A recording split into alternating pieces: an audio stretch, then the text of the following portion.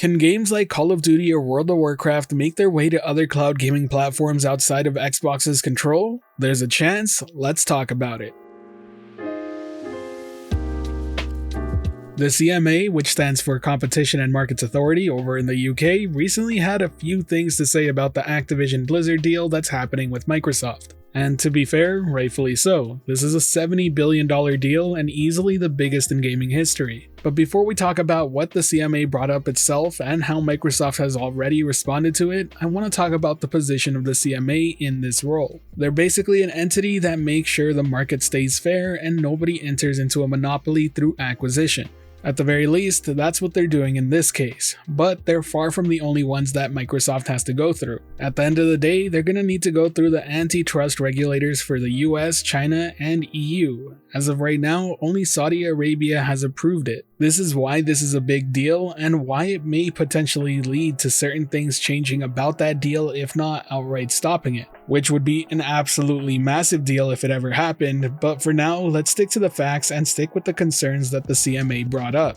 They believe the merger could allow Microsoft to make Activision Blizzard content, including Call of Duty, exclusive to Xbox or Game Pass, or otherwise degrade rivals' access to said content. Examples they gave of this is an increased cost to the licensing fee or possibly delaying the release for a rival platform. They call this sort of concern input foreclosure, where a firm uses its control of an important input to harm its rivals. After examining internal documents and doing an economic analysis, they assessed that Microsoft would have an incentive to do this. They weren't looking at things in the short term, but in broader benefits to Microsoft as a whole. They noted that Microsoft has followed this approach in several past acquisitions of gaming studios where it made future game releases from those studios exclusive to Xbox. They brought up Starfield and Elder Scrolls 6. There's a lot more stuff talking directly about how this would affect PlayStation and Nintendo, more so PlayStation, as they do point out that Nintendo has kind of carved out its own niche. And while they do acknowledge that PlayStation currently has a larger share of the console gaming market than Xbox, they point out that Call of Duty is sufficiently important that losing access to it could significantly impact Sony's revenue and user base. When it comes to Game Pass, they talk about the content from Activision Blizzard appearing day one on their subscription services and not the rest. They stated that this could tip or significantly increase concentration in the market in Microsoft's favor before future rivals really have a chance to develop. Therefore, they believe the merger gives rise to significant competition concerns in multi-game subscription services, including cloud gaming services. And this is where it really starts to get interesting for us who play in the cloud.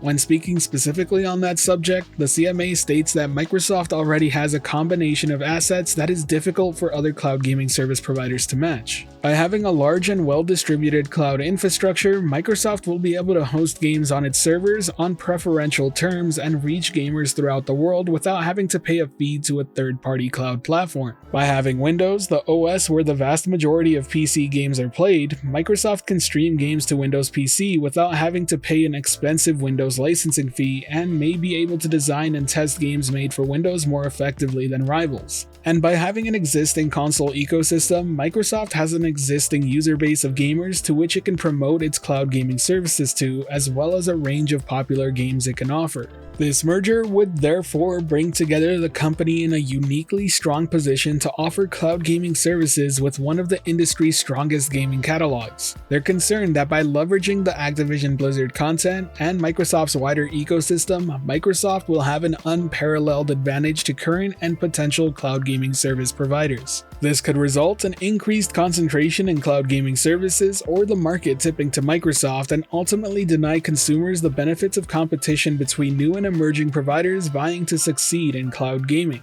The CMA does recognize that if Microsoft were to significantly increase its market power in cloud gaming services, this could have a knock-on effect on independent game developers and publishers who compete against Microsoft's own gaming portfolio, and who could be disadvantaged in a number of ways, such as by having to pay higher fees or by being demoted on Microsoft's gaming ecosystem. Therefore, the CMA believes that the merger could substantially reduce competition in cloud gaming services. I know that's a lot to take in, but it's very important for the next part we're going to be discussing, which is Microsoft's response to the CMA.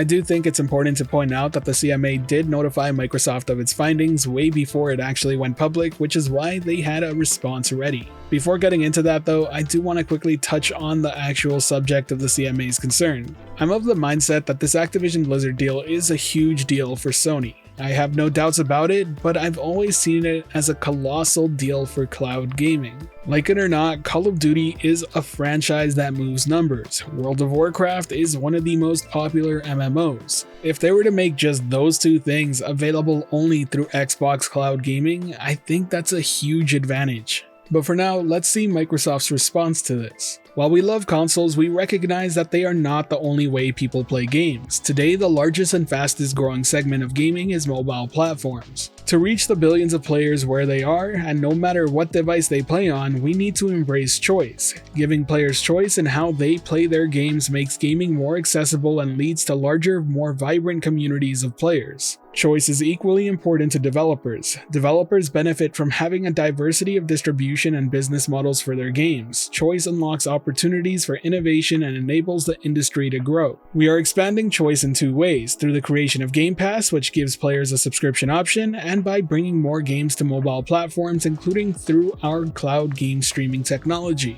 Subscription services like Game Pass make gaming more affordable and help players from all over the world find their next favorite game. Game Pass empowers developers to bring more games to more players, not fewer. We intend to make Activision Blizzard's much-loved library of games, including Overwatch, Diablo, and Call of Duty, available in Game Pass, and to grow those gaming communities. By delivering even more value to players, we hope to continue growing Game Pass, extending its appeal to mobile phones and any connected device. Bringing more games to mobile platforms, however, requires new capabilities. The expertise that the teams at Activision Blizzard bring in developing games for mobile platforms will help us understand how to create games that engage players around the world.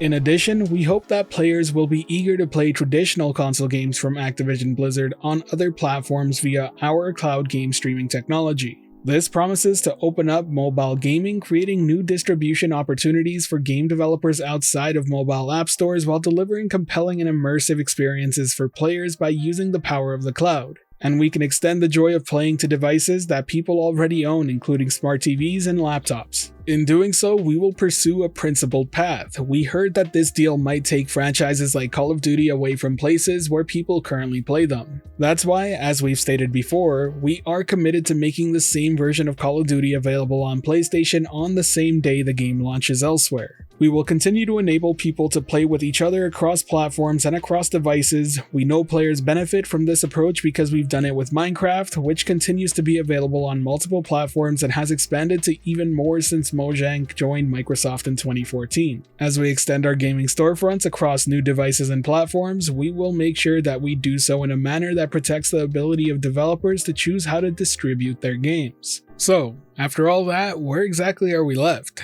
Well, unsurprisingly so, they addressed the Call of Duty concern when it comes to PlayStation. They are promising to treat it much like they do with Minecraft and release it on multiple platforms day one. They talk about the benefits for the consumer of having choice on how they choose to play, and they're not technically wrong about that. Xbox has a pretty wide and healthy ecosystem with console, cloud, and PC. Even if I didn't own an Xbox Series X, I could find myself playing the latest Halo, be it on my PC or through my phone via XCloud. But I think what stuck out to me here primarily is the fact that they didn't address any of the CMA's concerns about cloud gaming. And I know that in the wider gaming community, this just isn't being discussed enough. It seems like everyone with a Twitter checkmark talking about the CMA's concerns seems to be hyper-fixated on Sony versus Microsoft. And I get it, that's more relevant to most people in the here and now. But this could seriously impact the future of cloud gaming competition.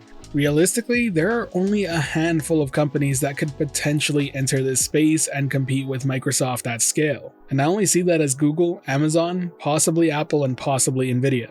And I say possibly Nvidia because we've already seen them have to do partnerships to bring GeForce Now to certain countries that they don't officially support themselves. Apple probably has the money to build infrastructure, but would they? I mean, only Amazon and Google can really compete with Azure. Even Sony, Microsoft's biggest rival that everyone seems to hyperfixate on, has already agreed with Microsoft to use Azure for their cloud gaming services. With this purchase, Microsoft's list of intellectual property that matter in the gaming space is absolutely massive. Seriously, just think about it. The Elder Scrolls, Call of Duty, Fallout, World of Warcraft, StarCraft, Diablo, Halo, Forza, Gears of War, the list goes on and on.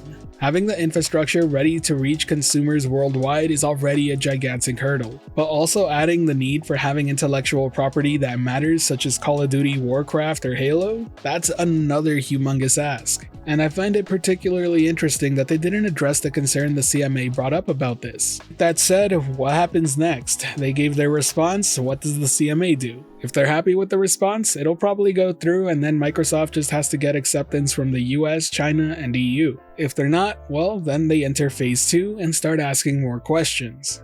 Personally speaking, I would like to see that happen just because I want to see more details about their plans for the cloud gaming space. If these IP are locked forever to only Xbox cloud gaming, I think that's going to be some huge leverage that Microsoft has. Phil Spencer's been on record talking about how they want to bring Game Pass to PlayStation or Nintendo, but I've always found it super interesting that they never talk about bringing Game Pass to other cloud gaming platforms such as GeForce Now. That one in particular is extremely interesting because Microsoft should technically still get all the revenue from the subscription. It seems more so a way just to deny users who are interested in cloud gaming to sign up for GeForce Now and play Game Pass through there. Which, you know what, I'm not too surprised about. After all, that's competition. But I do think it's a good thing that the CMA is questioning this, and I hope they follow through with more questions about it. At the end of the day, if they're able to make the CMA happy, that sets precedent and it makes it a lot easier for other countries to follow suit. Either way, let me know what you think. Do you think the CMA is right to be concerned? Do you think this will enter phase 2, or will the CMA be happy with Microsoft's response? Let me know down below. Now, if you enjoyed today's video or found it helpful at all, be sure to hit that like button as it really does help the channel out, and if you're wanting more content like this, be sure to subscribe and hit that notification bell as well. If you haven't already joined our community Discord, links in the description below. And as always, thank you for watching, I hope you have a great day. This has been the Virtual Cloud, giving you the latest and greatest on everything cloud gaming related, and until next time, I'll catch you in the clouds.